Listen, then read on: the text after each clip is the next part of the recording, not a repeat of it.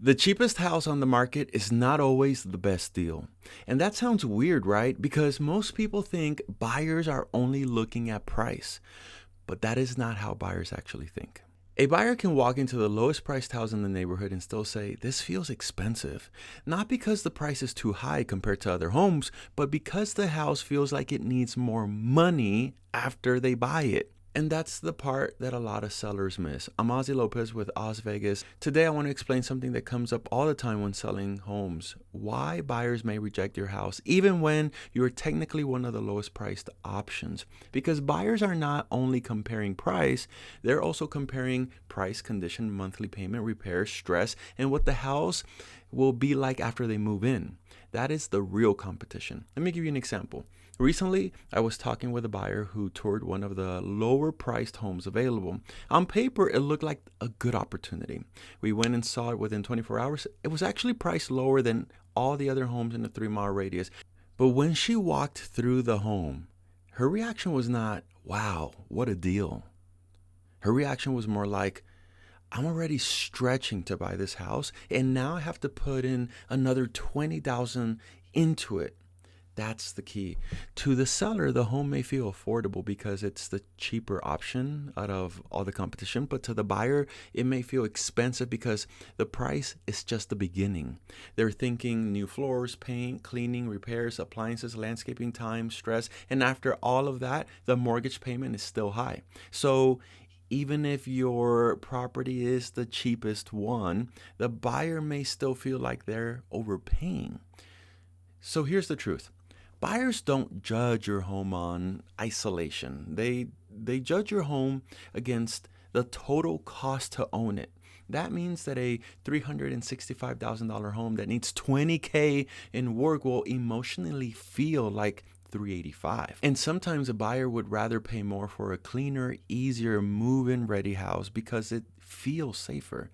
That is especially true in today's market where affordability is already tight. The National Association of Realtors reported that first-time homebuyers recently dropped to a record low share of the market, and that typical first-time homebuyer is now older than before, partly because buying has become harder and more expensive. So when a buyer is already fighting interest rates, down payment, closing costs, and repairs, everything just starts to feel heavier. They're not only asking, what can I afford, or can I afford this house?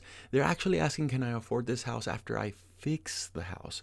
So here's a mistake the sellers make when they say things like, well, we're already priced lower. That may be true, but lower does not automatically mean compelling. If the condition is rough, buyers mentally subtract.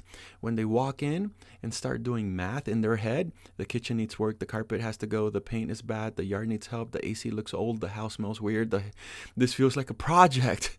And once the buyer starts doing that, your price has to overcome their fear, not just comps, not just other activity in the market. It has to overcome their fear. That is why two homes can be priced very differently, but the more expensive one may still feel like the better deal because it feels easier. For example, let's say there are two homes. House A is 365, but it needs work. House B is 390, but it's clean, crisp, updated, and move-in ready. On paper, House A is cheaper, but emotionally, House B feels safer because the buyer knows what they're getting into. No contractor headaches, no immediate repairs, no surprise costs, no living while in a construction zone. That is why this matters so much. Realtor.com reported that in 2025, that fixer-upper listings were still a small share of the market. And the article points out that buyers looking at these homes are actually weighing whether the discount is actually worth the work. And that is the whole point. The discount has to feel worth it. So here's what sellers should do. So if you are selling a home that needs work, you really have three options. Option one, fix the obvious issues before listing. Not everything, but the things that buyers will immediately notice: paint, cleaning, orders, flooring, curb appeal, small repairs, etc. Option number two, price the home aggressively enough that buyers feel the trade-off is worth it. Not a little lower, actually compelling. Because if the home needs work, the buyer needs to feel rewarded for taking on that work. Option three, sell it as is. but be honest about it. Do not pretend that it's a move-in ready house when it's not. Position it correctly. Call it an opportunity. Call it a value play. Call it a home for someone willing to do the work. But do not market it as a project or like if it's perfect, because buyers will feel that disconnect immediately. Here's the truth. You guys know that my channel is all about the truth and just telling you how it is. Buyers are not stupid. They can feel when a house needs money. And in many cases, buyers overestimate repair costs because they feel scared. A seller may think that something will just cost $5K, but a buyer may feel like it costs $15K. A seller may think that the house needs light updating, but a buyer may feel like the whole house needs work. That gap matters because buyers don't make offers based on just reality. They make offers based on perception. So here's the big takeaway. The cheapest house still has to feel like a good deal. If it feels cheap because of the price, but expensive because of the work, buyers may hesitate, and hesitation kills offers. So before you list, ask yourself, if I were the buyer, would I feel excited about the price? Or would I feel like, dang, even at the cheapest option, this still feels expensive? That answer tells you a lot.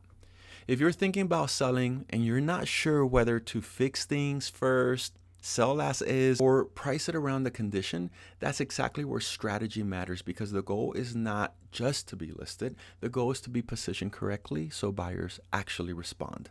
I'm Ozzy Lopez with Keller Williams Realty, and if you need any help, you know where to reach me. Talk to you soon.